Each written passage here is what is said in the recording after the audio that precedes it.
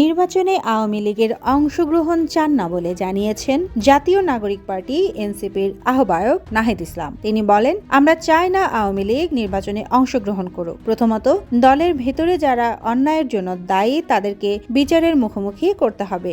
গত 17 March the ডিপ্লোম্যাটকে দেওয়া সাক্ষাৎকারে নাহিদ ইসলাম আরও কথা বলেছেন নতুন দলের চ্যালেঞ্জ, নির্বাচন এবং আওয়ামী লীগের রাজনৈতিক ভবিষ্যৎ নিয়ে। আন্দোলন থেকে সরকারে, তারপর আবার রাজনীতিতে অভিজ্ঞতা সম্পর্কে নাহিদ ইসলাম বলেন, একটি সরকারকে বাইরে থেকে দেখা আর ভেতর থেকে দেখা সম্পূর্ণ আলাদা অভিজ্ঞতা। অন্তর্বর্তীকালীন সরকার যখন দায়িত্ব নেয় তখন বাংলাদেশের জন্য একটি অত্যন্ত সংকটপূর্ণ সময় ছিল। এটি আমার জন্যও চ্যালেঞ্জিং ছিল।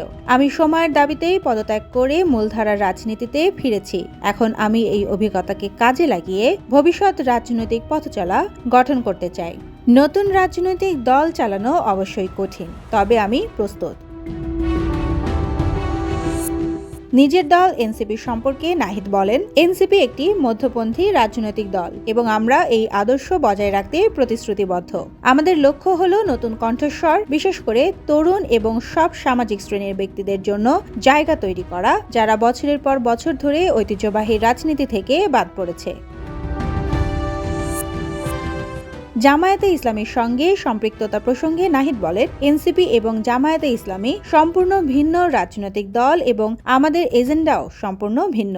আমাদের মধ্যে কোনো সংযোগ নেই। কিছু দাবিতে মিল থাকতে পারে, যেমন আমরা সাংবিধানিক সংস্কার ও গণপরিষদ গঠনের পক্ষে, কিন্তু আমাদের আদর্শিক অবস্থান ভিন্ন এবং উগ্রবাদের সঙ্গে আমাদের কোনো সম্পর্ক নেই। নির্বাচন প্রসঙ্গেও কথা বলেছেন এনসিপির প্রধান নাহিদ ইসলাম। তিনি বলেন, আমাদের প্রধান লক্ষ্য হলো আগের শাসনামলের অপরাধীদের বিচারের আওতায় আনা, দেশে একটি স্থিতিশীল আইন শৃঙ্খলা পরিস্থিতি নিশ্চিত করা এবং একটি গণপরিষদ গঠন করা। তাই নির্বাচন এনসিপির তাৎক্ষণিক অগ্রাধিকার নয়। বর্তমানে আমরা নির্বাচনের জন্য কোনো নির্দিষ্ট সময়সীমা নির্ধারণ করছি না। সুবর্ণা মেহজাবিন, দেশকাল নিউজ।